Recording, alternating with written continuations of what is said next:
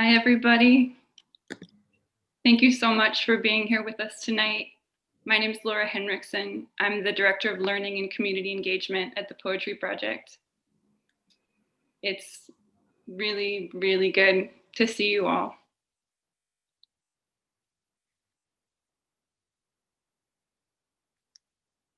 Sometimes language is a truly insufficient response. Sometimes language can't be the response. We hold space tonight in solidarity with everyone demonstrating in and beyond Louisville for justice for Breonna Taylor.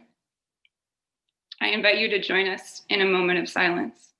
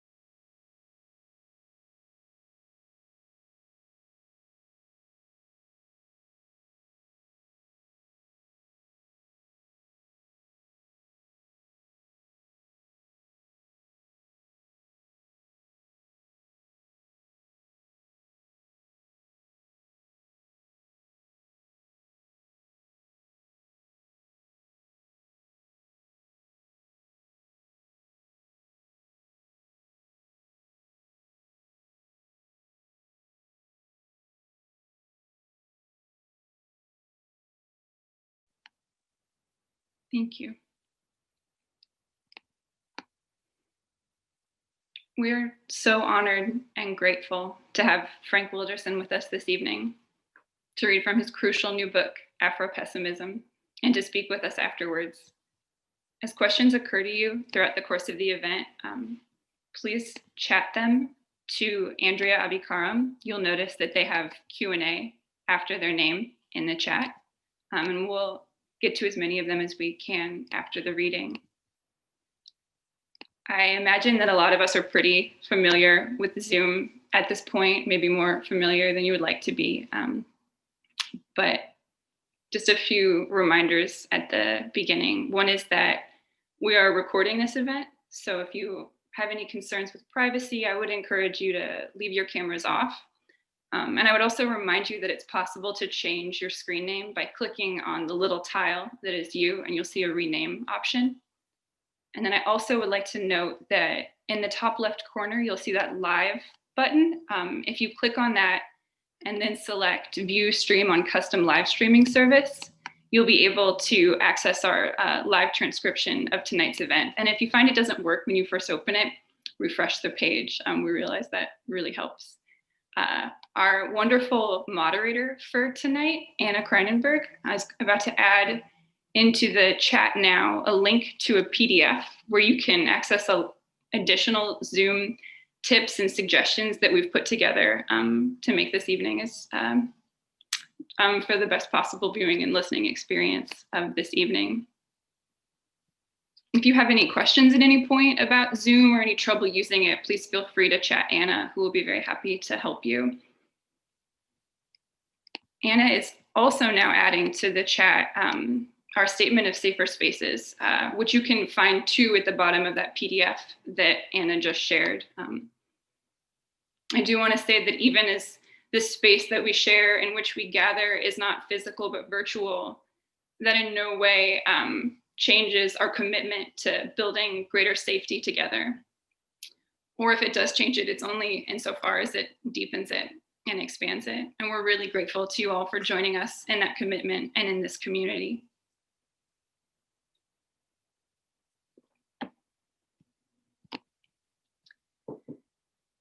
If this event were occurring as we had originally envisioned it, we would be gathering together now in St. Mark's Church in the Bowery, in a church built over the site where Peter Stuyvesant built his family chapel in 1660.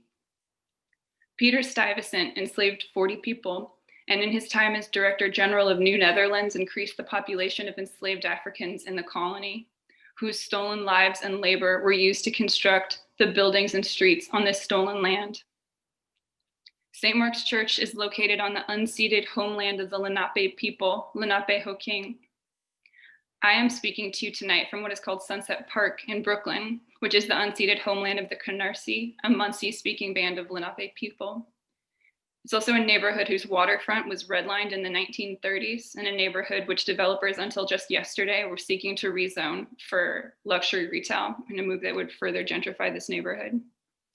Anna is sharing now also a map in the chat, which is not to endorse it as complete, but to invite you to learn continually about the land that you occupy and its history and its ties. I've been thinking a lot as we gather together in this new way that's across neighborhoods and regions about how it reminds me that it's not just that some of the land was stolen or some of the land needs to be returned, but all of it. And it also enables me to remember that to return the land is not a sort of capitalist transfer of power, but as many, or of ownership, but as many Indigenous thinkers have taught us, that it's about, among other things, Indigenous sovereignty and active relationality and responsibility. I'd like to reiterate what Gloria Anzaldúa said. This land was Lenape-Hoking always, and is, and will be again. Also at this moment, as we remember that geographic distance is not a separation, but another way in which we are connected, we think and we feel and we fight beside the protesters in Louisville. To restate what we said at the top, we are committing 100% of the donations we received tonight, as well as 100% of the donations we received for this event in advance, to the Bail Project in Louisville, in solidarity with the people who are continuing to struggle against the horrible machine of this nation that is fueled and lubricated by anti-Black violence and death. Which of course gets us to Afropessimism, only to realize that we've been here all along, that we are always in this world whose conceptual coherence hangs from the nail of anti-Black violence, spiritually and socially nourished and renewed by Black death, no matter how hard some might try to deny this reality, no matter how much pain this knowledge may bring. The argument of Afropessimism shows us how unsurprising yesterday's grand jury decision is, that according to the anti-Black logic of this world, the crime committed would necessarily be wanton endangerment and not murder, because shooting a patio door is against protocol and murdering a Black woman is not, because according to protocol, shooting the blocked door put human lives at risk, and as we have seen, Taylor's access to the category of human as well as the category of the living was already foreclosed upon, because how is it possible to endanger someone already in a state of constant endangerment? Because, as Wilderson describes, a question all Black people are forced to ask every day is, what will these white people do to my flesh today? Afropessimism demands its readers to turn to a place of pain and rage, profoundest discomfort, and to stay there, to not run away or try to hide. It is not so much a solution as it is about the acknowledgement of a problem that can never be adequately redressed, for which no reparation would suffice, a question for which the answer can only come in another language, a language that is not human, because the presence of the human is predicated on a type of unhuman unpresence that is social death, that is the relational structure of slavery that has never ended, that can only end if this world ends with it, because they are identical. As Wilderson writes, there is no world without Black people, yet there are no Black people who are in the world. This certainty that I am in the world because Black people are not, that I am human because Black people cannot be, opens up a profound uncertainty for what is possible, for how else to live. As we look to the torrents of violence ever surrounding us, we see that there is nowhere to go but directly into that uncertainty. not because inside the uncertainty we will find redemption or relief. I do not know what we will find there, and that is part of its power. Everything we have known in this world, we have known because of anti-Black violence. We must let go of that knowledge so we can arrive empty-handed at the end of the world, open to what will follow. This is the journey Wilderson invites us to embark on, guide to the world's end. Frank B. Wilderson III is professor and chair of African American Studies and a core faculty member of the Culture and Theory PhD program at UC Irvine, and an award-winning writer whose books include Afropessimism, Incognito, A Memoir of Exile and Apartheid, Red, White, and Black, Cinema and the Structure of US Antagonisms. I really, if you haven't already picked up a copy of Afropessimism, I encourage you to heartily. I think Anna's putting a link to where to get it in the chat now. Wilderson spent 5.5 years in South Africa, where he was one of 2 Americans to hold elected office in the African National Congress during the Apartheid era. He also was a cadre in the underground.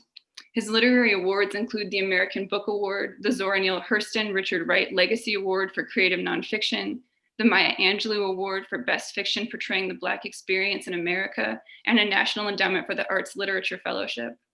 Wilderson was educated at Dartmouth College, Columbia University, and UC Berkeley. We are truly so grateful to him for joining us tonight. And with that, I turn it over to you, Frank Wilderson. Am I unmuted now? Okay. Thank you, Laura, for that introduction. And thank you to Andrea and Matt and Roberto and everyone who worked so hard to make this event happen.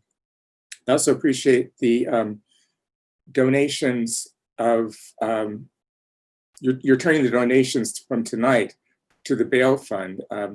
I'd like to say that I was surprised by the verdict or the lack of indictments, but I wasn't. And I think you said it all in the introduction. So without further ado, I'm going to read a section from the part of the book. The chapter is called Mario's. And Mario's was a restaurant that I worked at for about 6 months in Johannesburg from like the last month in 1991 through June of 92, when I first arrived to live. I had been there before at the age of 33 in 1989 for about 6 weeks on a Jerome Foundation grant to write a novel that never got written because the actual reality on the ground was so different from what I had imagined that the novel actually became a memoir. Then I returned for another 6 weeks in 1990, and I finally moved there after I left Columbia University with an MFA in fiction and lived there for another 5 years straight. So this is basically taking place in 1992.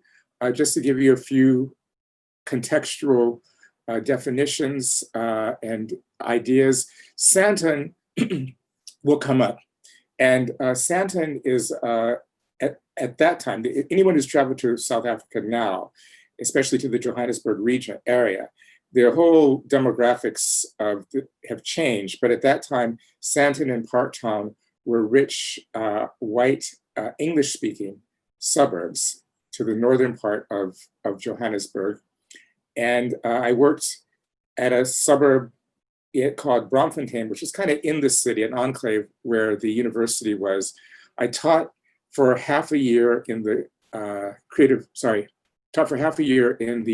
comparative literature department, but it was as you'll see here from what I read, it was a shoestring kind of job. It was an adjunct position that was supposed to be a full position in the daytime. In the evening, I taught at the extension of the University of Witwatersrand. And for those who don't know, they like to call Witwatersrand, the University of Witwatersrand, the Harvard of the South.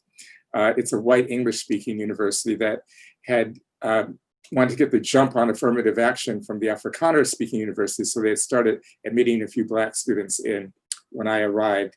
And so I was teaching at night in the creative writing program, and in the daytime, one day a week seminar in the graduate seminar in the comparative literature program. And my basic money came from being a waiter at Mario's, which was an Italian restaurant. So without further ado, let me begin, and then we can discuss what comes to mind afterwards. I must say that the idea of violence permeates this, and I think that a reflection on it is apropos in this time that we're living in. From my arrival, the time of my arrival in 1991, to the first non-racial elections in 1994, in which I voted as a permanent resident for Mandela, I struggled alongside thousands of others to topple the apartheid government, to bring the ANC to power, and to crush white hegemony and capitalism in South Africa. Not everyone in the ANC shared the latter goal, nor were white hegemony and capitalism destroyed. Not since my adolescence had I lived through a political context in which the word revolution was used without irony, a context in which the dream of toppling a racist regime was a matter of when and how, not if. During those years, I did everything and anything that was asked of me to make this dream a reality, from legally sanctioned political organizing to insurgent tactics that would make a pacifist cringe.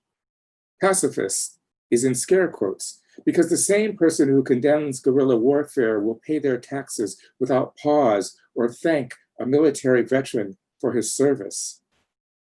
In the first instance, the pacifist disavows her identity as a mass murderer, paying taxes. In the second instance, she applauds in one person the behavior she condemns in another. Armed with Edward Said's mini lecture from my time with him at Columbia on strategic rigidity and tactical flexibility, I went to South Africa unencumbered by this mendacious mindset. In the gray zone between organizing and insurgency, I worked for the ANC Regional Peace Commission, which also served as a cover for gun-running weapons to squatter camps and townships. I should say, as a matter of footnote, that in this period, what a lot of people don't know, from 89 to 94, about 21,000 political murders occurred, and most of them were people aligned with the resistance movement. And so a lot of people think of the period from 89 to 94 as the peaceful transition to democracy. But in point of fact, what you have is a situation from 1948 to 1994, in which 28,000 people died in political struggle in the country of South Africa. And 21,000 of those 28,000 died from 89 to 94. So it was not the time of peaceful transition that the Western media like to make us believe. At the ANC Peace Commission, I wrote reports for Amnesty International and for Human Rights Watch. But as I said, we were also engaged in gun running. And we had to hide this fact in our reports, of course, because you had to be a pure victim to get support from these Western NGOs. So there was a series of disinformation initiatives that we were engaged in. In other words, we came face to face with the awful liberalism of human rights discourse and how it acts as a drag on revolutionary activity. In addition, I also conducted political education workshops on Gramsci and other theorists for members of a clandestine Umkhonto weSizwe unit. And I supplied the commander with political scenarios, which are called what-if documents on the gain or loss of political capital that might result from insurrectionary activities. In the daylight realm of political organizing, I was seconded to the ANC sub-regional executive, a 5-person group of political commissars for Johannesburg and the 16 townships surrounding it. And Nadine Gordimer, the South African novelist who won the Nobel Prize in Literature in 1991, nominated me to take her seat as projects coordinator on the Regional Executive Committee of the Congress of South African Writers. But none of these activities mentioned happened overnight. I went to South Africa reluctantly, intending to stay only long enough for Kanya, my first wife, to get her law degree.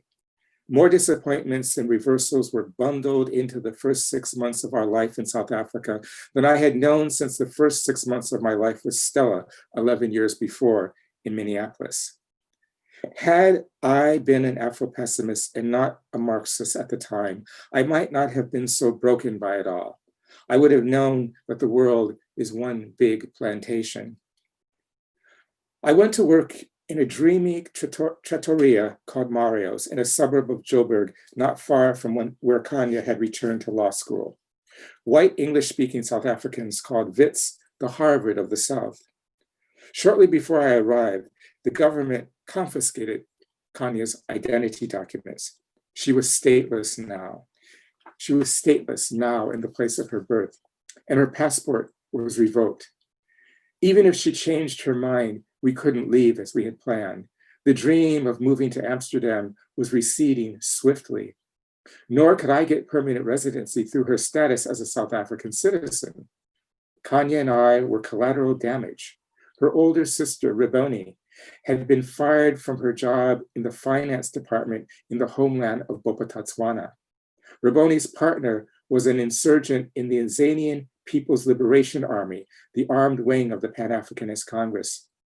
And he was wanted by South African intelligence community for the transport of arms and munitions from Zimbabwe to South Africa.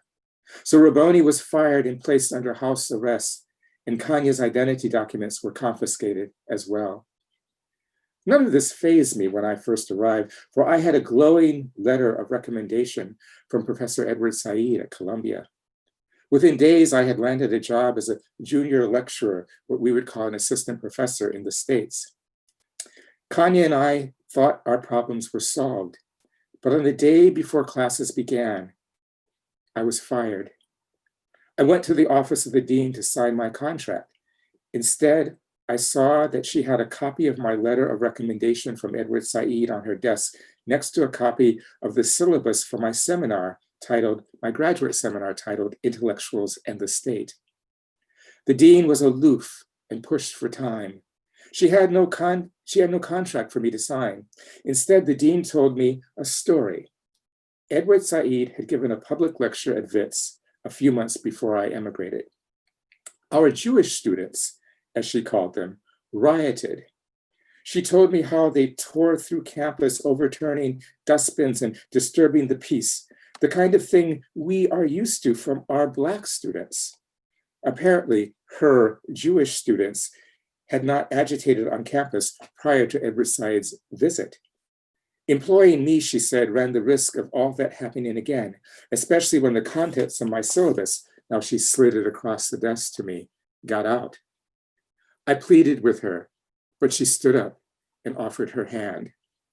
So I didn't get that job as a tenure track person, but the comparative literature department actually went into their entire speakers fund for the year of 1992 and used all that money to pay me to teach one class as an adjunct for half the year.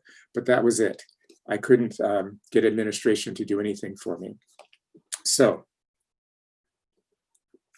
I'm teaching there in the daytime, waiting tables at Mario's on the days Tuesday through Friday. And one night a week, I'm back at Wits teaching creative writing. On the evening of June 1st, 1992, as my journal records, I went straight to class from the aftermath of a massacre at Polo Park. Polo Park was a squatter camp in the East Rand of South Africa, of Johannesburg. The details are complicated in that the South African Defense Force maimed and shot people and destroyed many shacks in Polo Park the day before my creative writing class, in their search for weapons that we had smuggled into them for their self-defense units. While almost simultaneously, while this massacre was happening, the Inkatha Freedom Party paramilitaries had carried out a massacre of people who lived in a township, not a squatter camp, that was just a soccer field away from the Polo Park squatter camp. So I came there right after having been to the aftermath of this massacre to my creative writing class. I looked around the table at 15 alabaster faces and said to myself, I can't do this. I really can't do this. Not tonight. Pretend that their stories and that their vignettes are meaningful or that they're ethical. Pretend that I care about them. There's Huntley Bridge, the diamond jeweler from Parktown, another suburb next to Santon, primed and ready to go with 15 copies of his turgid memories of the bombing of London when he was a boy. And beside him, Grace Kensington, mummified in enough makeup to open a Revlon franchise. Last week, we had to slog through a tea party for the wives of silver mine managers 10 years ago when she lived in Zambia. And young Jimmy. Why can't I ever recall Jimmy's last name? Jimmy Deadhead. That ought to do it. How are we doing today, Jimmy? Not too coked up, I hope. If only he knew how much I loathe science fiction. Okay? And Muriel Mendelssohn, sweet little Muriel. She's in her mid-30s like me. Muriel, who writes sunflower and poppy vignettes about life in a white boarding school just outside Harare when Zimbabwe was still that quaint land called Rhodesia. They vibed off me. There's no better feel good than praise from a Black man. I'd become their first Black friend besides their domestics. Grace invited me to tea in Santon. Muriel wanted me to help her with her jazz collection. Huntley Bridge had a diamond deal for me. Jimmy, bless his heart, wanted to know if I got high. I had dreaded walking into that workshop. How could I have gone there after going to Polo Park? I could have called in sick. Now I'm out of a job. I was emotionally unable to workshop Huntley's piece on English children in the air raid during World War II. I told them we'd get to it after a preliminary exercise. I passed around 15 copies of a newspaper article on the massacres. I asked them to get out their Gabriel Rico book, Writing the Natural Way, and review the section on clustering and mind mapping as a means to producing a more engaging vignette. Not the first time I'd started the session like that, but it was the first time when the word I asked them to cluster, once it was fear, once it was love, another time it was loss, but last night the word was violence. It put them deliberately in context of the here and now. Why are we doing this? Said Grace. I thought we were going to workshop on Huntley's story. We are, I said, but I want us to do this now. I'll do it with you. Then Huntley said, she asked you why? Because 300 people are being killed each month in this country and more than half of them within a 20-mile radius of this university, I said. I can't for the life of me understand why you're not affected by that, seeing as how you're so deeply affected by deaths that happened 2,000 miles away and more than 50 years ago. Then Huntley hissed, I lived through that, slapping the table with his manuscript. I said, you're living through this. Granted, you might not know how you're living through it. That's what clustering helps us find out. I didn't come here to find out, Huntley said. Then young Jimmy, ever the chilled out peacemaker, chimed in. Hey, China, like I'm affected by it, and I'm sure Huntley is, but we're trying to say is that it's just not in our writing. Like my writing isn't even about countries, China. It's all about other worlds. Don't call me China, Jimmy. You're not Black.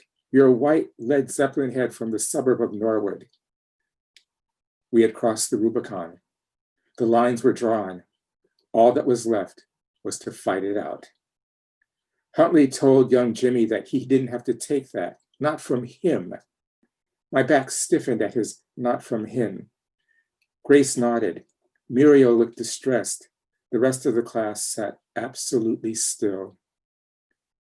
Huntley and Grace, the elder statesmen and stateswomen, gave me a thorough working over. Grace said it was a violation of etiquette to bring politics into the classroom. This is neither a Boer campus, she said, nor a Black campus. We're neutral at places like Wits. She said she had a mind to report me to the extension school director. Huntley followed with a tirade on how he'd survived Hitler's firebomb, but my mother did not. He told me how he'd spent such a long time in the countryside only to come back to London and find his mother had died. Do you have any idea, he said, what a shock that was? I was 8 years old at the time. My father brought us here to South Africa to get away from that, not to rush headlong into it again. I'm nearing retirement. I want peace, and peace starts with peace of mind. It was like a group therapy session where I was both the trauma and the cure. Okay, I said at last, now that you've had your say, let's scan the news clippings and the images and then write the word violence in the center of an unlined sheet of paper, cluster and mind map the word, then write your vignette. As usual, we'll take 15 minutes for the whole exercise. Whoever wants to share when we're done can share, but it's okay if you don't. Huntley balled up my newspaper clipping and threw it behind him. You haven't heard a word we've said. I don't even read the bloody newspapers. My days are hard enough. Do you know what happened to my diamond sales during all these years of sanctions? I'm a British subject. I'm not a Boer. This violence has nothing to do with me. I've always said live and let live. You're a diamond seller, Huntley, I told him. I folded my hands on the table and very calmly told him, you've got blood all over you. The rest of you pay apartheid taxes and vote. What more of a connection to these massacres do you want? Huntley rose to his feet. He snatched the copies of his manuscript from the people around him and stuffed them in his satchel. Muriel Mendelssohn had been listening in distress, as though she were reliving some horrible scolding from the headmistress in her Rhodesian boarding school. Now her voice cracked as she spoke. We were all happy in your class. Now look what's happening. You came here with an agenda, like you're having problems, so you're going to impose your neurosis on us. I came here, I said, straight from Polo Park where, slowly, Huntley sat back down. What were you doing in Polo Park, he said. I work for the ANC Peace Committee. I bloody well knew it, Huntley cried. He wants to brainwash us, said Grace Kensington, looking around for confirmation. I'm leaving, Huntley said, but he remained seated. This fellow can't help us with our writing. Muriel said, after tea, we can all come back and be sensible. Tea is going to have to be delayed for 15 minutes, I told them. The 15 minutes it takes to do this exercise. Now Grace was incredulous. No tea? Rubbish. First you turn our creative writing class into a communist re-education camp, then you inflict tea deprivation? We are not your slaves. I started laughing.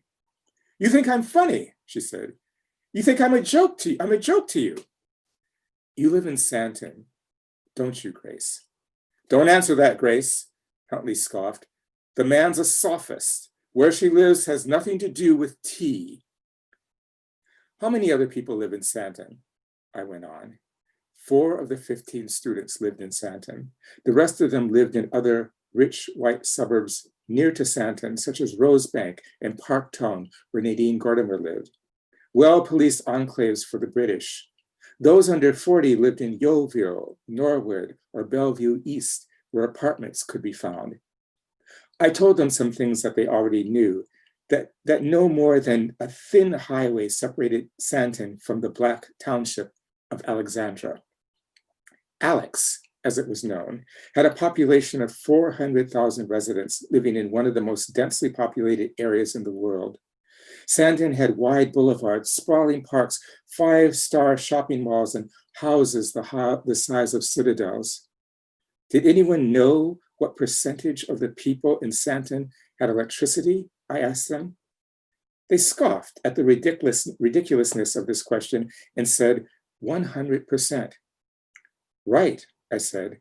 Well, what about Alex? No one knew. 20%, I told them. That meant 320,000 people out of 400,000 people, or more than 250,000 people who lived right across the street from them, did not have electricity. Still don't see how this gets us back to tea, Huntley said lazily. Since they don't have electricity, I said, it's safe to assume that they don't have the elaborate burglar alarm systems on their shacks that you have. There's no early warning system when they get killed in the night, not that anyone would come if they were. How is it that the electricity that you take for granted cannot cross the street? And why is it that the massacres that they take for granted won't cross the street to your homes? Grace insisted that the people of Santon were not responsible for the lack of electricity in Alexandria, and that they were certainly not responsible for the violence. The violence is black on black, she said, Zulu against Xhosa. You don't see white men hacking each other with pangas.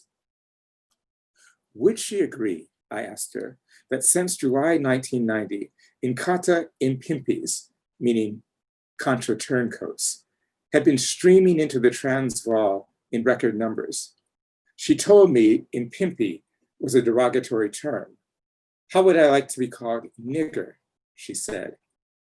I decided to ignore that and change the word from Impimpi to warriors. But she insisted on migrants. And rather than ask her if she moonlighted as Gacha Buthelezzi's publicist, who was the head of the Inkatha Freedom Party, I agreed on the word migrants. I went on. More than 100,000 of them have streamed in here over the past 2 years. You don't need to read the newspapers to know this, just look out your window. Yes, Grace finally conceded. Have they been attacking? Let me rephrase that, I said. Have they been at the center of this violence? Yes, she agreed. Do they burn down the houses of township residents? Do they shoot and maim people in their sleep? Do they abduct women from the trains? I have no idea, she responded. Grace, you don't have to be a rocket scientist. All you have to do is open your window and look across the street. They've run the multi-ethnic working men out of the hostels. They kill the residents and anyone they think supports the ANC. The police give them arms and take them wherever they want to go in huge vans. Fine, she said. What's your point? The Santon City Council pays the rent on those hostels, which means, Grace, you pay the rent. That's my point. But you say the violence has nothing to do with you. Doesn't sound like black on black violence to me when the guns are white, the logistical support is white, and the money is white. That's when Huntley stood up. All those in favor of tea, follow me. With the expeditionary zeal of a tour guide in Trafalgar Square, he led all but 4 of them from the room. With moist eyes, Muriel Mendelssohn approached me. You must think we're really repressed, she said. I didn't know what to say. A day later, the director of University Extension telephoned me. She had received a complaint from the head of the Santon City Council. She said she did not approve of an adjunct lecturer at Wits slandering the name of the Santon municipality. I had also received a phone call from another member of the city council who demanded I present myself at the city council's next meeting and retract the statements that I made in my class implicating them in the violence. She said that if I did not pitch up at the next city council meeting, they would initiate civil and perhaps criminal proceedings against me. That if I wasn't prosecuted, I could be detained. The director of extension went on as we talked on the phone. The university traded on goodwill, she intoned. I was hired, she said, because I had an MFA in fiction from Columbia, not a PhD in political science. They would not need me to teach creative writing in the next term. Now, Mario's trattoria was all that I had left. Thank you. Thank you so much, Frank. Thank you. That was really incredible to get to hear you read that passage. I mentioned to Frank earlier how excited I was when he let me know that was the section he would be reading from. Which gets me to my first question, but I would love to remind everyone that this Q&A is open. So if there's anything that you would like to ask Frank, please send that as a chat to Andrea Abikaram, and you can let us know if you'd like me to read it on your behalf, or if you would like to speak directly to Frank, we can also get you unmuted and set up to do that. But as your questions start coming in, I would like to ask Frank about, so part of the reason why I was so grateful to you for reading that passage is it feels, as does the rest of the book, ultimately so relevant and so urgent, but perhaps in some unique ways to this audience. I was really interested how in the passage, the students of the creative writing workshop that you're in, or that you're teaching, are using it as a space to sort of really celebrate that weapon of white violence, which is the sort of fantasy innocence of white childhood that is so untouched and so removed.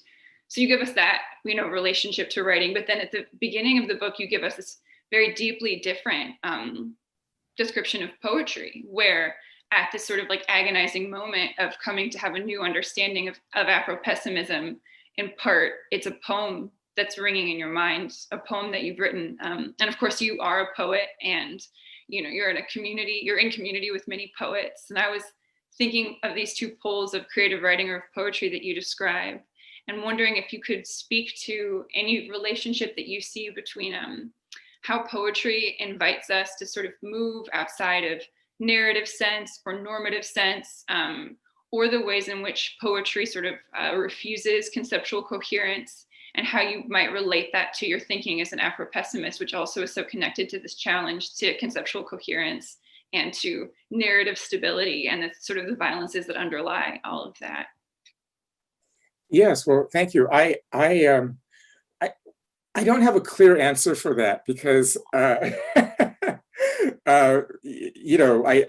wish my wife could come on and answer that, because she's written like 5 books of poetry, and I've written a chapbook, although I've won awards in it. So I'm just going to be honest. My chapbook is called Sideways Between Stories, and it's really inspired by another New Yorker, John Edgar Wideman, who he was talking with Ishmael Reed on stage in San Francisco many years ago, and Ishmael Reed he said, you don't have much poetry out there, and he said, I want to publish your poetry. And Wideman said, well, I write poetry to get me to the novel, to get me to the prose, and so I do agree with you that there's something that can happen in poetry because it does not require a narrative arc. And that narrative arc, which is imposed upon writing prose, must end in redemption. And so there's a lot more space. I haven't really worked that out as a critical theorist, but I do feel that I've been liberated in some way. That line, that stanza, for Halloween, I washed my face and wore my school clothes and went door to door as a nightmare. That comes out of a psychotic episode. So it's not sitting down to plan a plot or something like that. And I don't think that every poet does this. Can find a way to talk about suffering and violence, and leaving the space open for the reader to work out the end, him, her, or themselves. But I do think that there are some poems and books that have really moved me, where I felt, aha, this has gotten to the heart of what I was trying to do in that workshop in South Africa. And so, for example, W.S. Merwin's The Lice, back in the 60s, he never has the word Vietnam or race or social unrest in that, but it's all about that book that he wrote. And I think some of the work of Cornelius Eady also does that for me. So that's a rather scattered answer, because even though I'm a critical theorist, I've never written one critical theory article on poetry. And I've won some poetry awards, but it's always been like, how did that happen? So if you want to come back to me with a follow-up that I could fine tune my answer, but that's what I have right now. No, I'm so amazed that that's your idea of an answer that needs to be fine tuned. Oh, But I also am interested in the ways in which poetry does sort of challenge some of the modes of critical theory and the sort of the different ways in which that writing can take place. As questions are starting to come in, but I do have a follow up as we get some more, or sort of not necessarily a follow up, but I was thinking at the same time with this sort of like the ways in which poetry resists goal orientation or the goal of redemption, and how we can also think about that as your work and all of your work as an organizer, where I know that in some of what you were describing in your time in South Africa, there are very clear material goals that you are working towards, which are crucial and urgent. And then I think it's a very different, or I perceive it to be a sort of different project of when we think about the sort of what type of critical thinking or space Afropessimism makes possible, which is not to say that it's not about material goals, but it is about something that is also like much bigger than that, much more like not fixing this part of the world, but an end to the world. And I was thinking about how you are met when that is the call. I think about how your mom sort of responds to it in the book, like that's not very practical, which I imagine is a fairly typical response. I also was wondering if it seemed like there had been any recent changes in people's willingness to consider the need to end of the world, or the need to reach the end of the world, or if you felt like it was still something that mostly is met with terror or an openness. that's a good question. I think that things are changing. I don't mean essentially in terms of Black people's relationship to social death, but what I mean is that what a lot of people don't know is that, there are people in Berkeley. I mean, I think Afropessimism has been around since the first man and woman from East Africa were brought in the 600 ADs over to the Arabian Peninsula, and then later in the 700s to China and Iraq and Iran. And they realized that something is happening, that these people are developing what's called anthropological accoutrement. They're developing ways to have families, ways to get married, the rules of filiation, and that our enslavement is imbricated in their development. In other words, the destruction of our bodies is tied to the elaboration of their civil society and their most intimate relations. And so I don't think Afropessimism is like a discovery like Einstein's E equals MC squared, because I think that Black people have just not had the space to articulate that there's a singular nature to Black suffering that cannot be analogized with the suffering of people who are horribly oppressed by white supremacy. It's just that it's a different structure.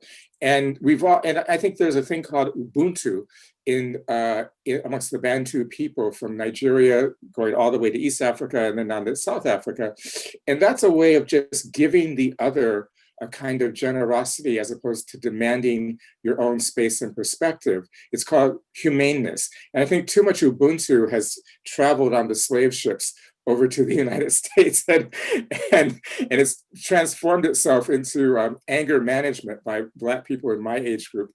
So I think that what happened when first Trayvon Martin and then Michael Brown, and the only thing I'm sad about the deaths totally, but the only thing I'm sad about is the fact that the response to the murder of Black women and Black trans people doesn't garner the same type of mass mobilization. I think Breonna Taylor is changing that. But before that, Afropessimism is this underground theoretical lens that is on Tumblr. Around the world, the Movement for Black Lives are debating it on social media, and it's in the academy, and it's in what's called high school and university debate. It's not in the world, okay? And I think that something happens with my work, Sexton's work, Saidiya Hartman's work, David Marriott's work, and then more murders, that it rises up. And so I do think that now I don't have to make the argument. It's people understand it, and they don't necessarily have an analytical rejection of it. It's an emotional rejection. I want to say another thing about coming back to the poetry. I do remember in the 1980s, I was a student and taught creative writing at the Loft Literary Center in Minneapolis. And at that time, the sensei poet, David Murrah, was at one point my colleague and my teacher. And he and I were two of only like 3 people of color teaching in the Loft. There were 1,500 students taking creative writing courses, and I can't imagine that more than 30 of them were people of color. And one of the things that we realized is that the white poets and fiction writers were writing about themselves in the world. They were not interrogating their place in the world, nor were they interrogating the structure, the political and economic structure of the world. And that seems like, like people are just doing that today. But back in the early 80s, it was like no one was really doing that in these localized writing communities. And so and David Murrah won the Yale Younger Poets Award somewhere around 1990, 91. And what we did in the 80s from time to time is we just met as the 2 teachers of color, and we would read Fanon, we'd read Nietzsche, we'd read Assata Shakur, because our work was suffering by communing with so many white poets who were writing about nature and their intimate lives, and and that was a period when Garrison Keillor just kicked off, and so it was really oppressive to be a Black writer in Minnesota when everyone else was having fun, And so I was fortunate to make friends with him and to do what I asked those people in South Africa to do, which is to say, write dialectically, bring into your work something about the world that will clash with what you're trying to do, and see what comes out of that. Thank you. Thank you so much. That's really fascinating. And we're also now getting a lot of questions coming in from the audience, which I'm excited about.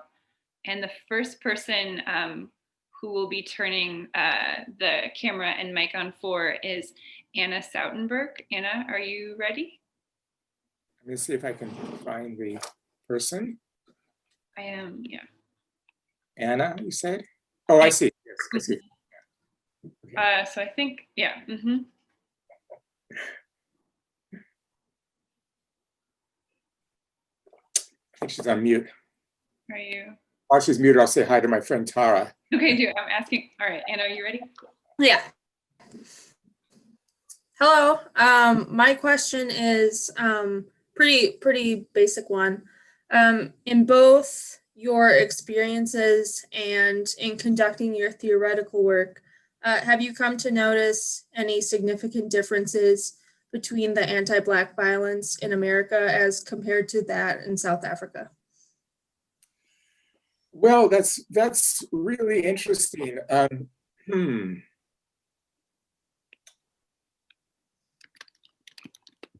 It's a hard question for me to answer. There is a difference. It's a performative difference. I don't think it's a structural difference. I think what happens in the United States. Okay, so I should say something, Anna, and I hope you're still unmuted in case you want to follow up. Okay, I have not been the close South Africa watcher that I was when I lived there up through about the year 2000. And I kind of, I moved back here at the end of 1996. There was a great purge inside the ANC where the so-called ultra-leftists, after Chris Hani was assassinated and Winnie Mandela was purged, then Mandela and his people purged the other ultra-leftists, and I lost my positions. And in my first book, you can read about how the new National Intelligence Agency of South Africa actually put out a hit on me. So I came here and just kind of licked my wounds and decided to start life again. So I'm talking about, in answering your question, I'm talking about the apartheid era, not about this era. And there's an online interview that I did in June, a 3-part interview in the Mail and Guardian, where I do touch upon the anti-Black violence in South Africa. But to be very honest with you, there's a group of people that used to be called the Land First, Black First, Land First. It's a grassroots organization in South Africa that read a lot of Afropessimism. And whenever I'm talking about South Africa, I always call them first to get updated. And so, so if I knew that was coming, I would call them. But so back in the 80s and the 90s, I will say that Black people had a very easy time of seeing anti-Black violence as being vertically integrated from the Black family in Sandton, as I tried to get my students to see, all the way up to the state military and secret police apparatus, okay? And I think that what we have here is a kind of intra-Black divide, which is where a lot of the leadership will say, we need to defund the police. We need to transform the police. We need better legislation and better policy and body cameras. And if you and the only way that you would know that there's another voice is if you're actually in the streets with the masses of people who burned down the police station in Minneapolis, who are saying, no, defunding the police is a compensatory gesture, and we want the end of policing and moving on to the end of everything that makes America institutionally capable. So when I lived in South Africa, there wasn't this divide because A, we were in the majority, and that helps your psychic resilience when you are 35 million strong and the white people are 15 million strong. B, there was a narrative in the Western world that said that this state government was illegitimate. And so you did not have to reach down into the stomach of your own Blackness for a vertically integrated critique of the entire socius. And so it was a lot easier to just talk about the country, civil society, and the state being violent. And here, it's a different kind of situation because the problem of a Anglo-American education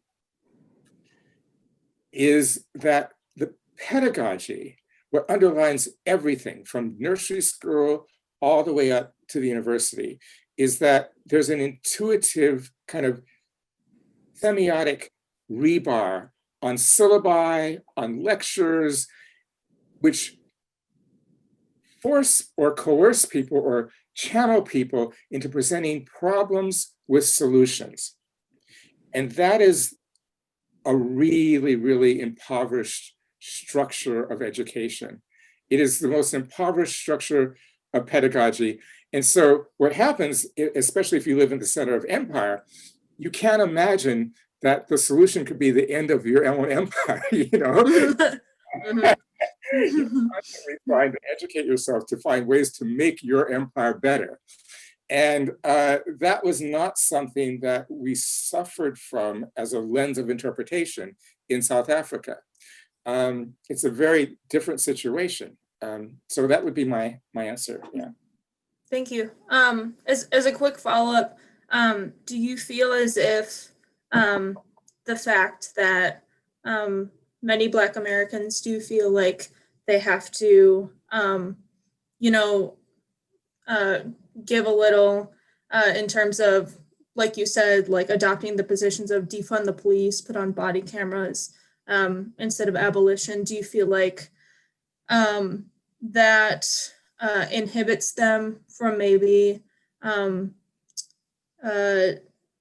like understanding the argument at large of Afropessimism? No, it inhibits me, but not to understand. It's not them, it's me too. I'm scared shitless. I mean, because this is Murder Incorporated. I mean, they've killed more people around the globe than Genghis Khan and Caesar put together, okay? What I think is that there's a conversation that happens between Black people when we think no one's listening. And that's completely iconoclastic. And there's a conversation that happens when we're in a multiracial classroom. And that is imbued with, Black speech is always incarcerated speech. It's always speech under coercion. And so one has to ask oneself, when one makes a statement that one would make to a Black person privately, if one makes it publicly, one has to ask oneself, do I have my will? Yeah. My kids taking care of it, shit, because this could be the last time I talk, So I really think that there's no, and it took me living in South Africa to really come to this. I didn't believe this, what I'm about to say to you before I went there. I think that there's no greater sentient being who's incarcerated than a Black person walking around free in the United States. And the fact of the matter is that the imagination cannot imagine striking out verbally with an unflinching paradigmatic analysis, or even striking out in armed insurgency, or even striking out in civil disobedience, cannot imagine that any of those gestures as gestures other than things that will get you killed. And so that was a different imagination in South Africa. There was always a liberated zone. I talk about in my first book, he's my friend, but my white handler who was a student, and he was trained guerrilla, and he, I reported to him, when he and several others in the unit bombed the Conservative Party headquarters to attempt to assassinate Gay Darby Lewis, who was the head of the Conservative Party in South Africa, who worked with Western intelligence to assassinate Chris Hani, who was the head of the armed wing. When he made that gesture by throwing hand grenades into the Conservative Party headquarters, some of them crossed the Limpopo River. Some of them went into Zambia. I mean, in other words, there was a liberated zone that they could just leave Johannesburg until the heat was off, And as I wrote in my book, he and the others, and two others, one other rather, decided that they needed to go from being secret insurgents to quickly becoming above ground activists. So they threw their identity documents, they went back to the rubble of the building and threw their identity documents in it, so that they were students of mine, so that the special branch, they orchestrated their own capture so that they could be tortured for 6 weeks and transform their identity overnight to enter into above ground structures and act in a revolutionary way politically above ground. So there are all kinds of options, which one does not have here. You can't even, most countries in the world have extradition treaties. The only place you can go is Cuba, right? And people who are younger than me in Cuba, like I'm 64, those people are getting ready in the government. They're not like the people in their 60s, in their 80s, who are like staunch, we're gonna hold the fort here. They're getting ready for a rapprochement with the West.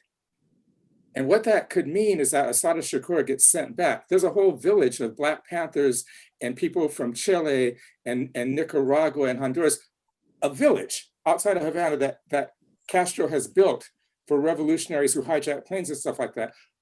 Once the old guard in their 70s and 80s died, and the young people decide they want a better connection with America, they could get sent back. So acting in a political way as a Black person in the United States is a way of signing your death warrant, and everyone understands that. Thank you so much. Thank you, Frank. Thank you, Anna, for those great questions. The next person we'll hear from is Tay. Tay, I'm inviting you to unmute yourself now. I'm looking for Tay. Oh, there she is. Yes, I'm Tay. So as a concept, or like the literature of it, Afropessimism is new to me. But at the same time, I'm Black. So reading it wasn't like, oh my God, and I'm also a poet. But I wonder, like, and maybe this has like already been mentioned, but is there love in Afropessimism do you believe that it can be practiced or exist right now? Or is that something that can only come at the end of white supremacy?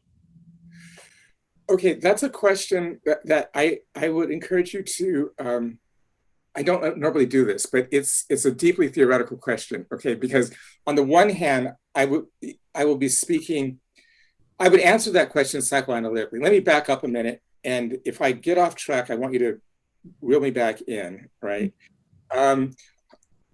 Basically, as I said to Laura, I think that Afropessimism is not a discovery. I think it's an ear trumpet that has listened to what could not be said for centuries. Listened to the symptoms of speech from Black people about the singular nature of Black suffering. Now, in 2002, it becomes a discipline through academic theoretical work, but I don't think it's a discovery. In other words, what Jarrett Sexton, myself, there's a woman named Sora Han, Camille Acey, some of these people are academics now, some are not, but we're all doing political work in the Bay Area. And what we're seeing is that once a multiracial coalition happens, it forecloses upon the coalition being able to deal with the structure of violence that elaborates and positions Black people, which we're seeing as a different structure of violence that elaborates and positions other people of color. That's the main argument. So, and the argument is because we do not believe that in the collective unconscious, not the preconscious. The preconscious is how you and I are speaking to each other. Like the preconscious is like Costco, and you go get your stuff there, and you come out and you put it into sentences. So that's our conscious speech. But we have another realm of our subjectivity, which is unconscious, and that operates through a different kind of language, but language nonetheless. And I don't think that the collective unconscious can recognize and incorporate Black sentient beings as human beings. That's the basic argument. Regardless of what a liberal might say through their conscious speech, I do not believe that the unconscious can recognize and incorporate Black flesh as human beings. That's one thing. And then as David Marriott would argue, the fantasy space, it's not that Black people are good people. And I would also say that the anti-Black unconscious cuts through the Black psyche as well. It just doesn't benefit us, right?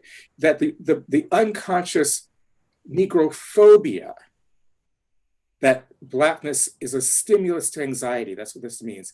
Blackness in itself stimulates anxiety, not a Black agenda, not Black people crossing the line illegally at the Rio Grande, not Black people wanting their land back, but Black flesh stimulates anxiety, and people have to define themselves against that. I'm simplifying the argument because it's an interrogation of psychoanalysis as a discipline and an interrogation of Marxism as a discipline, so that these two things cannot adequately explain Black suffering. So it really only deals with the impoverishment in the way suffering is thought, that we have been processed as objects of other people's prerogative, not subjects against whom they're warring or coalescing. That in this psychic realm, we are objects of their prerogative, not subjects of relationality. And now that poses a very, very thorny problem for the question of love. I think that there is Black communal affection, but I would also argue that love, and I can't do this because I'd have to do 10 weeks on semiotics and psychoanalysis, but I will commune with you over email about how this works. There's a thing in semiotics called a third term mediator. So you have an enemy over here, an enemy over here, the two bottom parts of the triangle. And you think that they're violently killing each other, right? The Americans in Vietnam, the the British in Ireland for 1,300 years, that this is an intractable war which nothing can be reconciled. But what you find is that this war is made coherent by the fact that there's a consensus between the two warring parties about what this is about. And it's the top part of the triangle. The top point of the triangle is land, or with the working class, labor power. And it's that coherence which allows for relationality even when they're killing each other. It says, I, Margaret Thatcher, give you, I recognize and incorporate your capacity to transform space into place. You called it Ireland. That's an inferior conceptual way of speaking. I recognize you as a white settler to call San Francisco Ohlone land, but it's inferior to my white superior conception. But in the recognition of your capacity to make world, you have become a human subject, even though I'm going to massacre you and take world over, and my conception of world will prevail. But with Black people, the unconscious cannot give Blackness the capacity to make world. That's the underlying argument of Afropessimism. It's not that people are mean or discriminatory, it's that it's necessary to have some people who are sentient beings who have no access to world making in order for even the warring parties inside world making to be coherent. And that means that we are in the world because we're necessary as foils against what it means to be human, but we're not of the world. And love in its theoretically precise sense is what happens between subjects. Now, that does not mean that something beautiful does not happen between Black people, but I would call it love in a political organizing space because I'd be speaking colloquially and trying to bring people together. But to be precise as a critical theorist, I would have to call it provisional. Everything Black is borrowed institutionality. And that's not a dig on us. It's a dig on them because they need our outsideness to have their communal couplings and to have their communal violence. Does that make sense at all? Yes, that was amazing. Thank you so much. Look me up at UC Irvine and send me an email, and I'll send you a paper, and then we can talk some more. Okay, I love that. Thank you. Sure. Thank you so much, Frank. And thank you so much, Tay, for that really, really smart, thoughtful question. And that was an incredible response, Frank. I really appreciated hearing all of that. The next person who has a question, who I'm inviting to unmute now, is Jared Labour. Look for this person. There's a lot of people here. I know there's a lot of people. Oh my goodness. Person, because I'm clicking all over the place. Okay. I feel, are we here? Jared, Yeah. good, great. Hello? Hi. Oh yeah, I see. Yeah. Hi. All right. Hi, I'm Jared, and I just want to say, like, I'm amazed to be here. I love your book. It's like literally changed my life. I'm so glad that I got to read it. So I even struggled to think of a question to ask, but so what I'm gonna ask now is just like, so I feel like in the book you kind of posit that there's almost this binary of like Black people who have like who have like admitted to being Afropessimists versus Black people who are in denial about it. And like I feel like near the end of a book, your own mother, like near the end of it kind of like comes to this conclusion as well, even though there's like all this conflict between you both. And so I was just sort of wondering more about that sort of almost like binary that's created, but also about you also kind of ground like Afropessimism and being like very like on the ground, even though to some it would seem like very theoretical and almost inaccessible. So also just more about like why it's so accessible to our experience as Black people, and why you think that is. So Okay, so I'm going to start backwards, and if I forget the first part of your question, please stay unmuted so you can tell me. Yeah, I mean, that's my mother right there on the wall. Are you still there, Jared? Yeah. Yeah.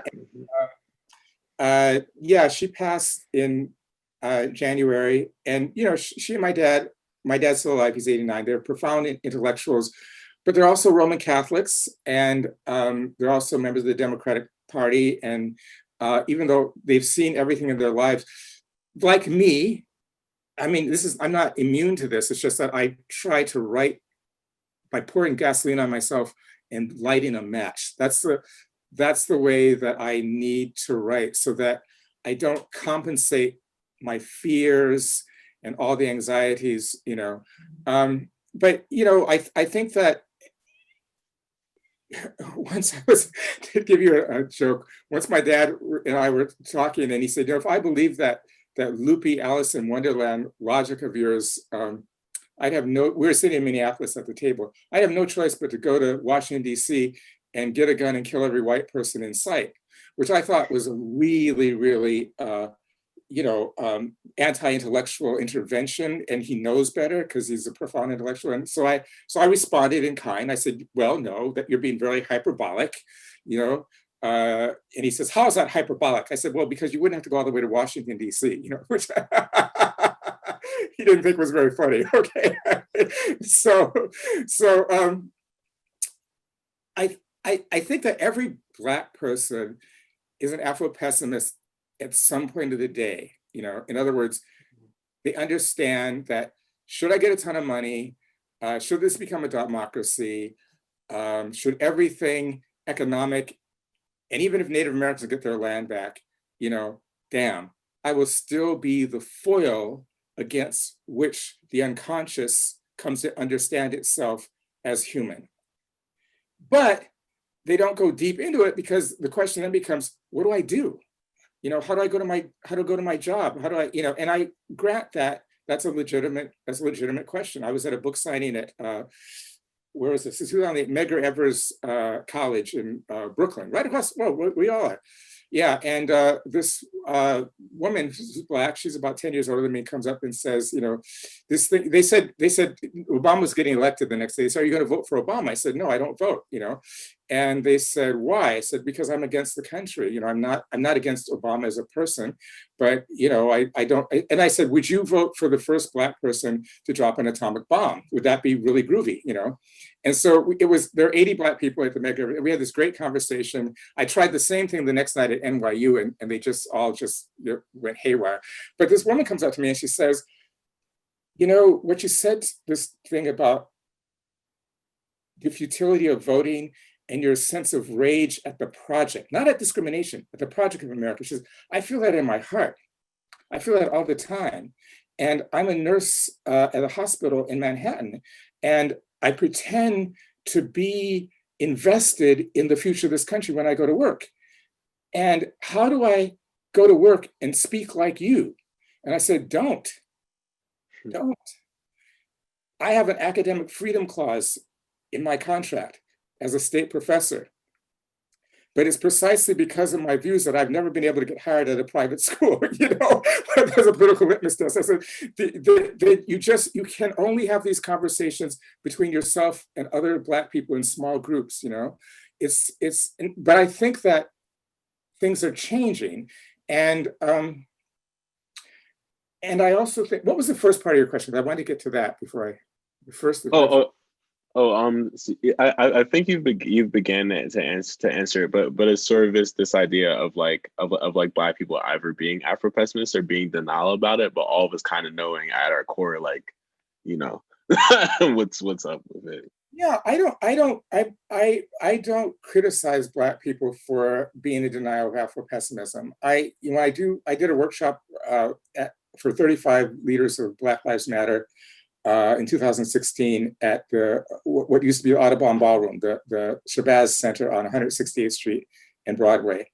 And one of the things I said was, I'm very happy to be here. And I'm really happy that Black people all over the world have been calling me to do these workshops. So the Movement for Black Lives in Vienna, Berlin, South Africa, Toronto, Montreal.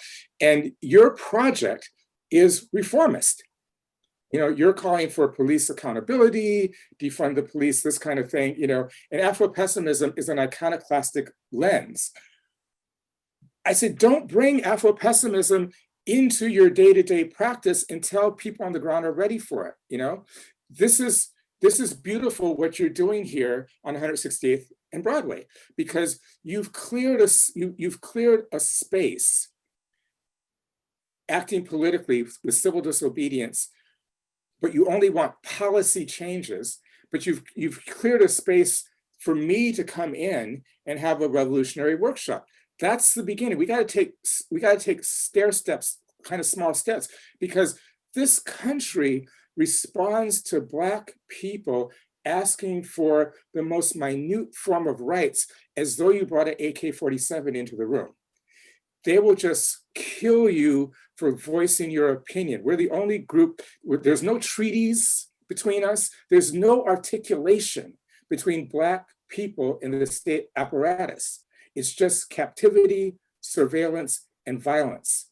And there's no limit to the imagination of anti-Black violence. And you got to be ready for that when you hit set, So and that's why I wrote the ending of this book differently than my first one, because what I'm trying to say is I can understand how my mother can't get there, because the question is, she grew up with lynching, and what do I do if I talk like you in the world? To the nurse, I can understand why you don't go to the hospital and do that, because I have been persecuted as a professor, okay, over the years. I've been fired from jobs, okay? And the only reason I was hired at UC Irvine. They did a background check on me and they took away the job immediately, okay? The only reason I got that job is the Black feminist Joy James loaned me $2,000 to hire a lawyer, and it was a state school. But a school like Stanford or Hamilton, Hamilton did the same thing to me. These private schools, they don't have to say, they can fire you because you're not appropriate politically or not hire you, So it's very precarious, and I'm pushing the envelope as best as I can. I remember, though, I couldn't get everything in the book, and I'll end with this. There was a moment in which, the book the contract was for 100,000 words, and I turned in 150,000, and you only have a 10% fudge, so I had to cut out like 40,000 words. And there was a moment when my mother and I were talking, and when I actually was talking to her about Saidiya Hartman's case study on Black women and rape, and how the courts cannot process injury in the libidinal economy when a Black woman comes to court for rape, she opened up. She was like, yes, yes, yes, yes.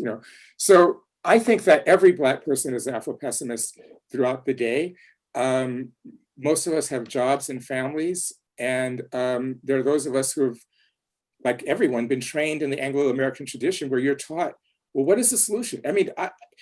I can't tell a producer, Afropessimism is a lens that talks about suffering.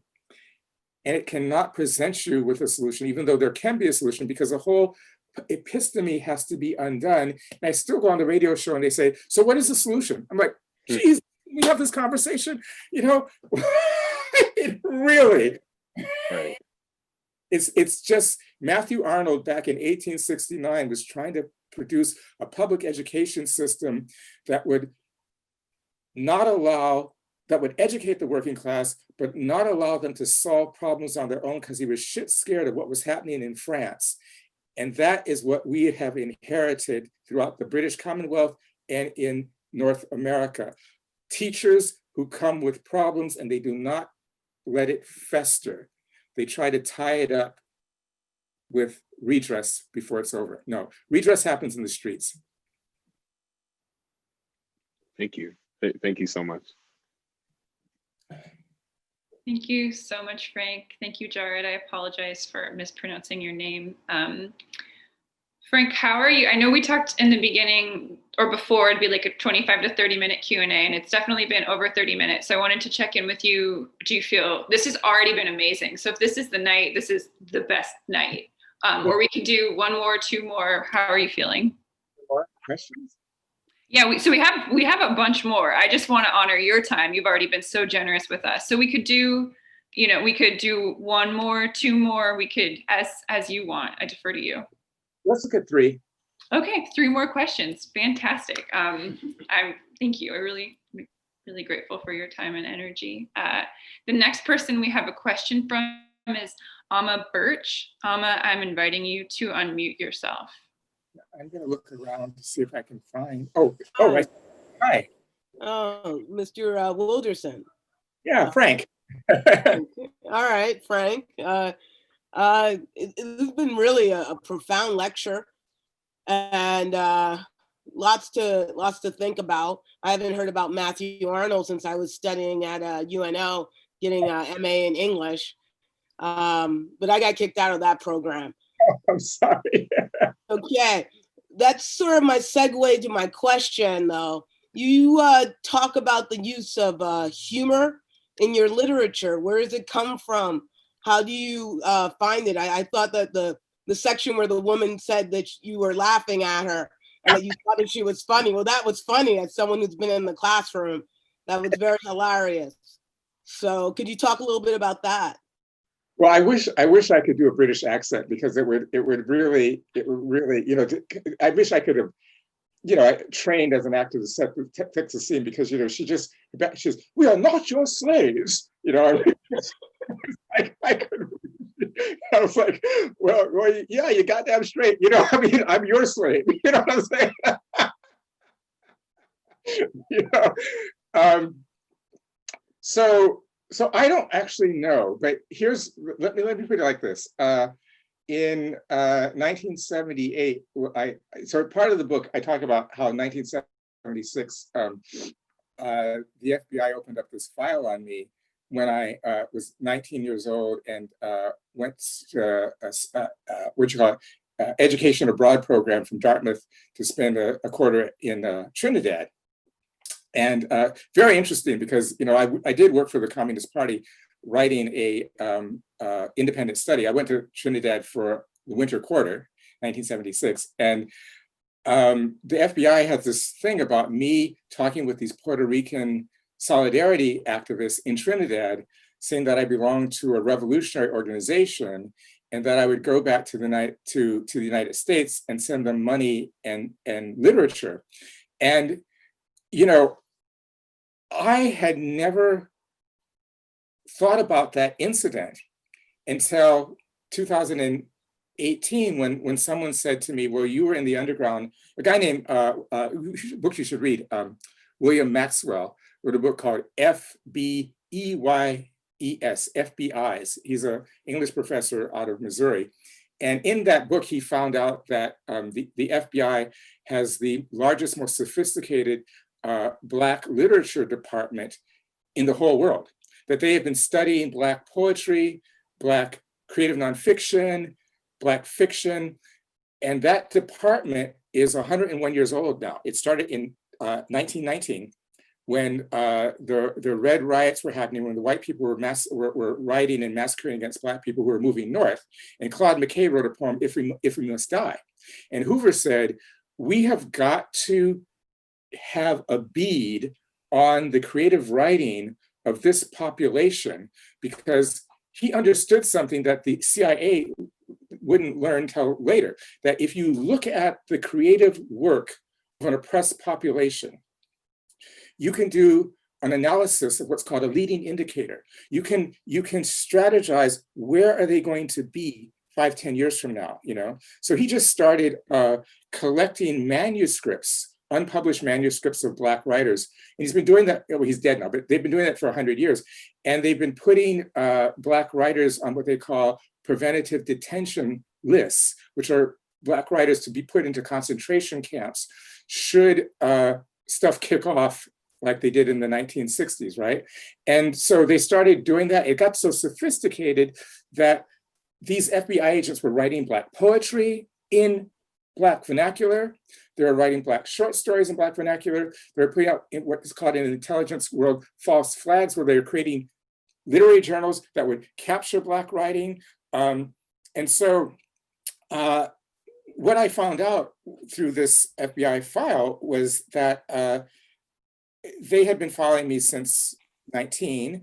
They broke into my apartment 2 years later, 1978, and photographed my books and papers. It's just that I caught them and chased them down the alley. It's part of the book, and so in this period, I was my little brother, he's not little, he's an actor in Hollywood, and he was starting at the age of 12 to do acting and humorous acting, and so we would do stuff, he and I together. I was 21. He was 11. From that period on, we would listen to George Carlin. We would listen to Lenny Bruce.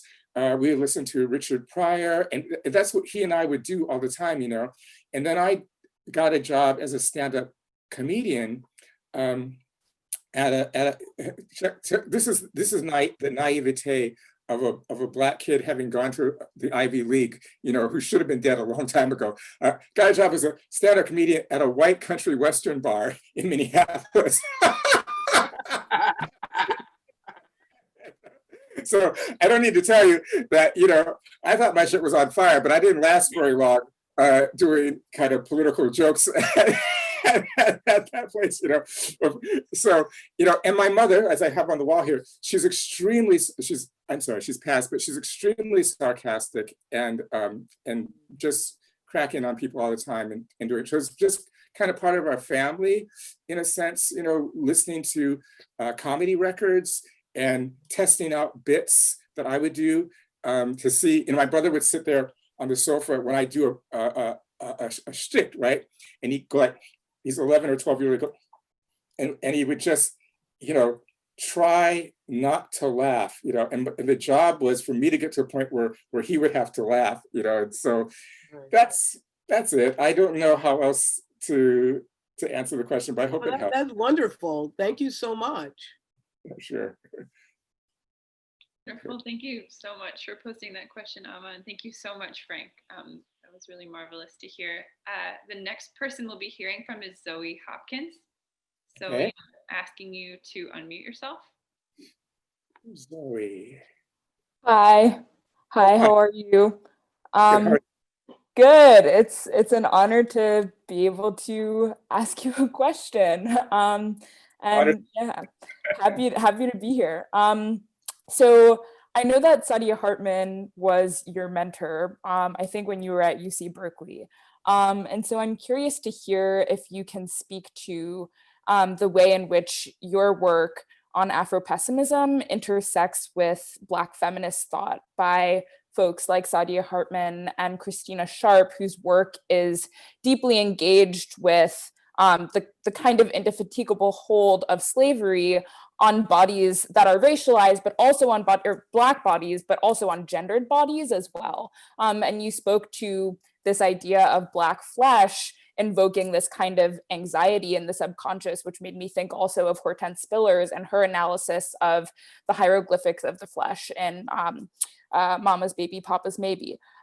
So I'm wondering if we're to view Afropessimism as this kind of like totalizing, undiscriminating force that afflicts all Black bodies, I'm wondering how we account for and make space for the way that other forms of marginalization, such as gender, sexuality, etc., play into Afropessimism. Like, yeah, like if Afropessimism afflicts all Black people, where does gender, where does Black womanhood, where does Black queerness intervene in that?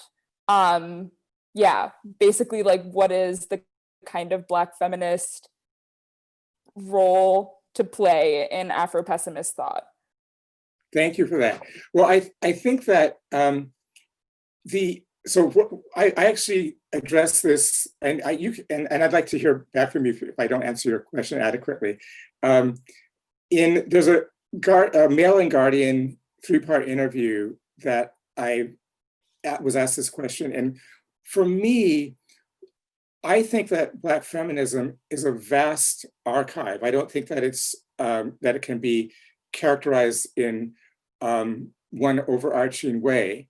And so I am an intellectual magpie, and what a magpie does is it's kind of like a criminal of the bird world, goes around and takes other people's twigs to make his own nest. So that's demonizing myself with full disclosure. I think that there's an assumptive logic to some texts of Black feminism that does not translate into other texts. And I'm not going to get into a comparison because I don't like pitting Black people against each other in a multiracial space. But what I will say is this, that some of the work of Hortense Spillers, the work of Saidiya Hartman, especially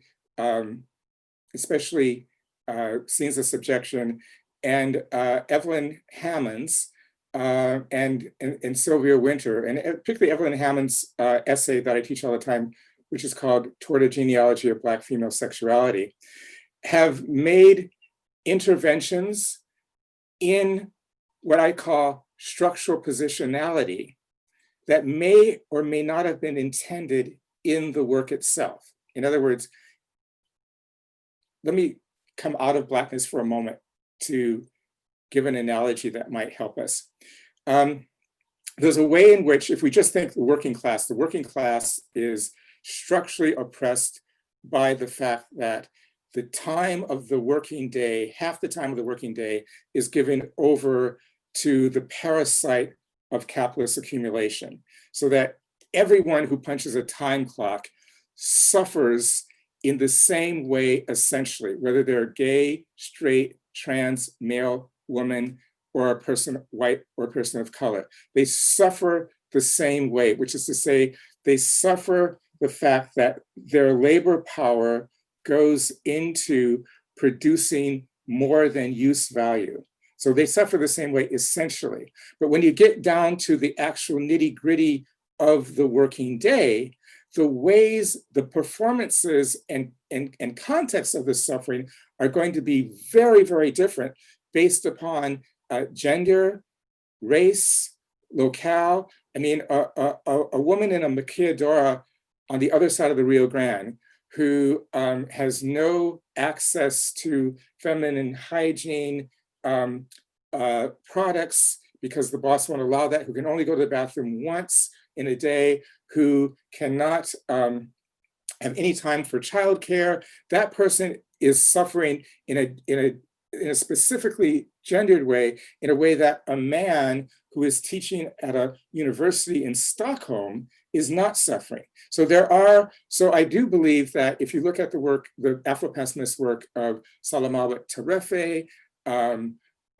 Patrice Douglas, J. Austin Williams, and people who are women and trans Afro-pessimists like Cecilia M. Cooper, you're going to find the expression or the elaboration of the particularities in which different bodied and gendered people suffer under social death. But the actual structure of social death doesn't change, just as the structure of capitalist accumulation doesn't change whether you're a woman, gay, or a man. And so I am completely alive to those differences, but I'm not alive to them. I don't believe in intersectionality, okay? And when I say I don't believe in it, is intersectionality begins, as one of my students did research on, as a way for Black women to come to grips with their differences in terms of gender and identity as Black. And it gets picked up by the time the 1990s come around as something that everybody is using, right? And that's why I don't, because the way it's been hijacked from a Black feminist project is to say that we're all suffering on the same way, in the same scale. So I have a mission, and my mission does not deny the specificity of gendered and sexual orientation suffering within the Black community. But I would also say that the essential nature of our suffering is the three elements of social death. And there are important aspects of our suffering which don't translate depending upon whether you're a man or a woman. And I will say that this essential nature, which is to say that what this began as before it got into the streets, we never thought that there would be 400 people at a thing called the Poetry Project coming to hear about a book called Afropessimism. That was not the goal. Okay, that was not the goal at all.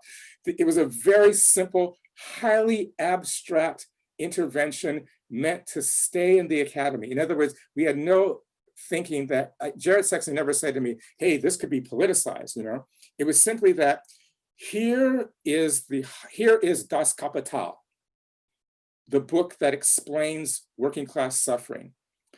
Here are the books of Lacan and Freud's interpretation of dreams, the books that explain suffering in the family. And here's Das Kapital, the book that explains suffering as a worker.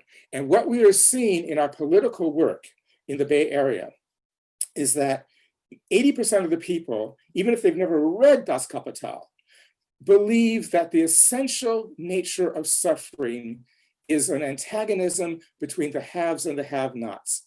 And we want to put that to rest because that is not the essential nature of suffering. And then 20% believe that the essential nature of suffering, this is radical revolutionary feminism, believe that the antagonism is between the gender positions of men and women. And what we are seeing is that neither of those discourses, which those discourses underwrite the pamphlets of political organizing, they underwrite the theoretical books. Those discourses basically underwrite the entire world of political organizing. And those discourses crowd out the ability to think the singularity of Black suffering, number one. Number two, all of those discourses say that the positions that they want to destroy are artificial. We agree with that. The worker was a constructed position. The capitalist was a constructed position. The man, there's no such thing as a man, there's no such thing as a woman. That's what transgender interventions have begun to show us. These are discursive impositions on relationality. But why don't they see that the human is an artificial position? How did the word human become organic to the biggest, brightest brains of critical theory? And why do they not understand that just as in any paradigm, there's a paradigm in critical theory language is produced through inaugural division, the inaugural division between the worker and the boss, the inaugural division between the man. Why don't they understand that the human needs an antagonist to be coherent? You know, so that's all we wanted to do, right? And that's why it was highly abstract, you know? Well, lo and behold, people on the ground, there's a group of people at a Black community center in Oakland started writing us. You know, and then people in the movement for Black lives, you know, and so this is why I thought this book was necessary. It was never intended to be what it's become, but I'm happy that it has. And so my personal intervention has been at this abstract level, but I don't think that it's completely there because I've dealt with gendered encounters in my paper called Rape and Reciprocity, which compares, race and reciprocity, I can't even remember where it was published, but it's online somewhere. Sorry, Rape and Reciprocity.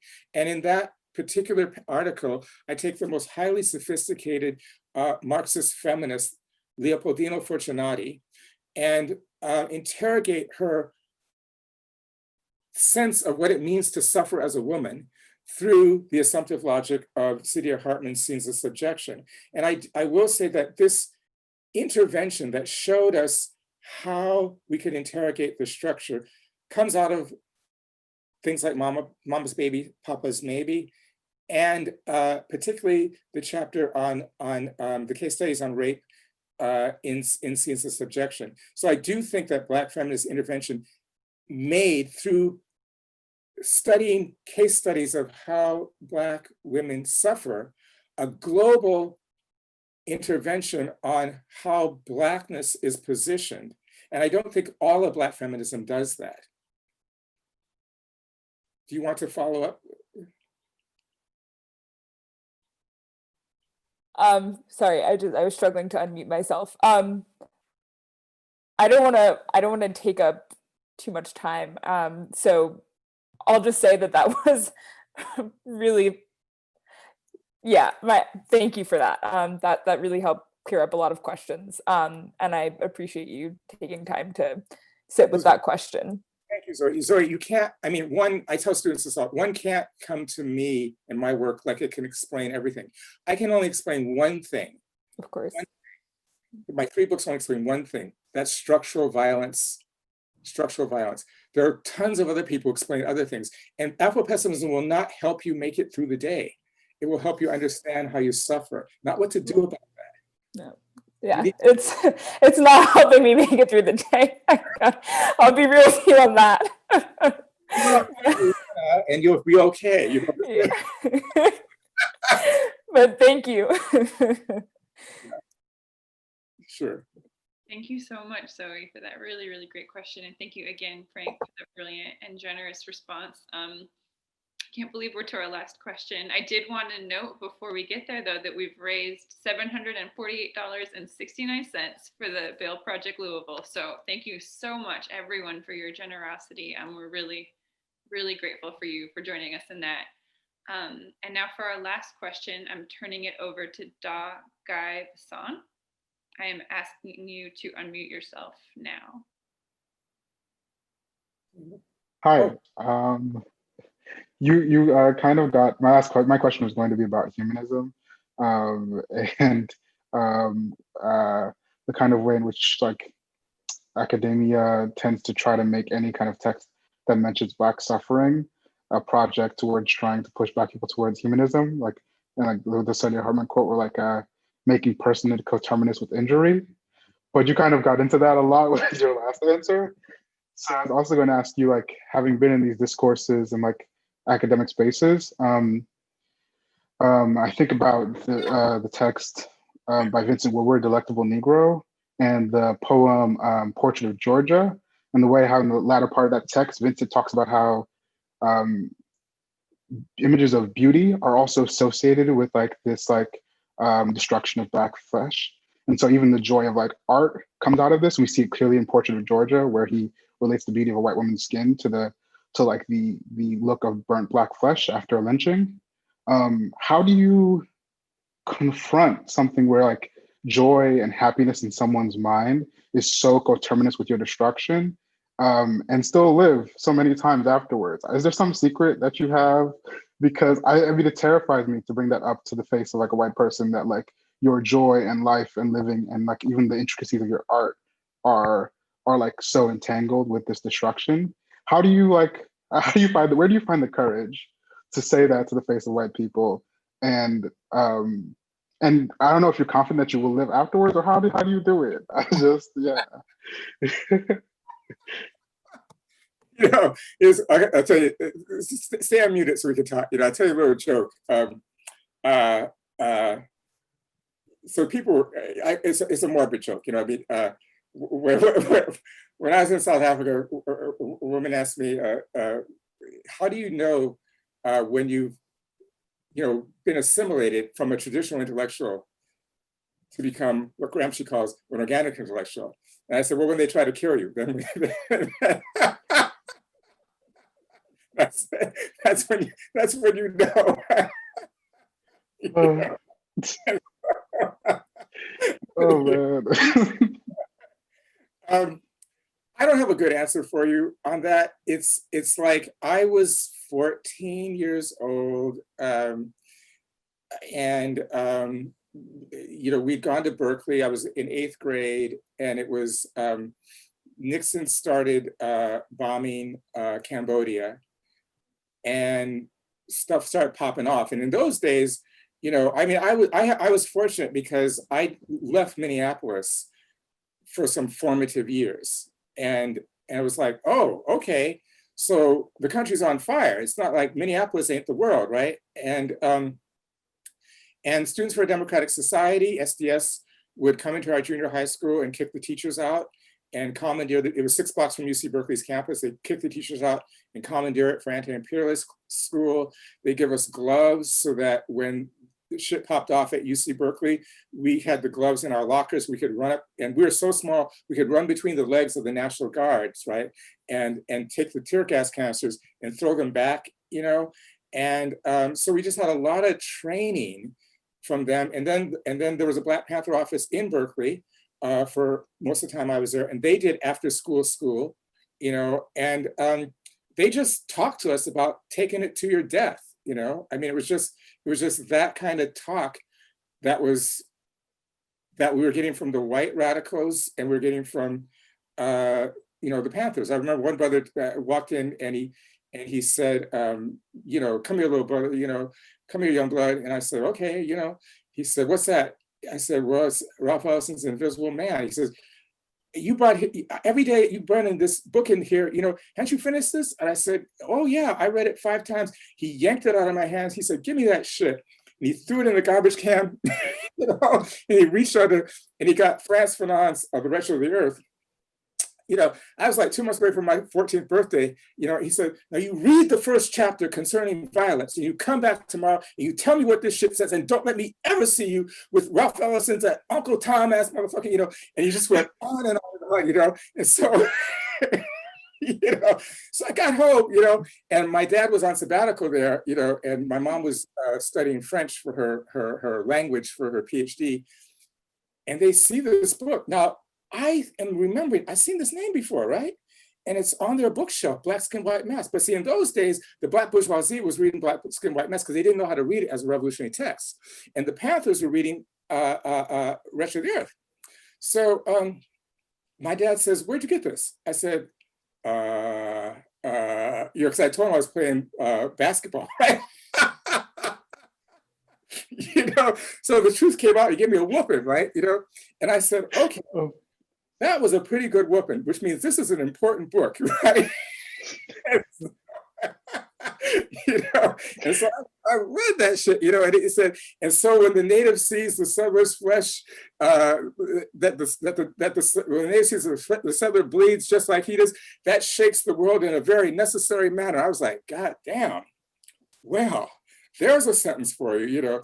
So I'm not going to pretend that I understood that, but what I did understand was that we all went from our junior high school up to Berkeley to tear down everything. And some of the SDS people blew up a bomb across the street at the YMCA. And then a week or so later, we couldn't get the white kids at the junior high school or the white SDSers to mobilize for Jackson State killings at the Black University down south. I was like, okay, what's going on here, you know? And I had a falling out with my radical friend who was a white dude whose mother was also a professor. And then in '87, I began to teach Assata Shakur's autobiography. And I've taught that book every year since then. Sometimes I teach it twice a year. And I just said to myself, you know, it's not courage, it's about responsibility. Like, I have to do as much as I can without holding back, because she did that, you know, and got 3 bullets in her chest and had to leave the country, you know. I cannot write with compensatory gestures, even though I risk everything writing the way I write, you know, because that means that you're trying to write to make money or to get, well, I like prizes and I do like money. By the way, I'm longlisted for the National Book Award, which I can't even imagine how that, you know, you know what I'm saying? But I don't want to craft my work so that it becomes emotionally acceptable for people other than you, me, Jard, Zoe, Tay, right? Those are the only people that matter. Thank you. Thank you so much, Da, for that great question. Thank you, Frank. I also wanted to let you all know that since I just said we raised $750, we've now raised $1,150. So, wow, that's incredible. This has been truly such a gift of a night. I'm so appreciative to all of the audience for these incredibly insightful, thoughtful questions. I'm so grateful also to Andrea and Anna and Matt and Roberto for all of the help with tech. And Frank, this was truly revelatory. I am already looking forward to listening to this again, like immediately. We'll get the recording available as soon as possible. And also, if you haven't yet purchased Afropessimism, I urgently invite you to do so, and would love to see you all back at the Poetry Project for another event later on in the season. And thank you so much, Frank. Thank you, everyone. Have a really beautiful night. Take good care.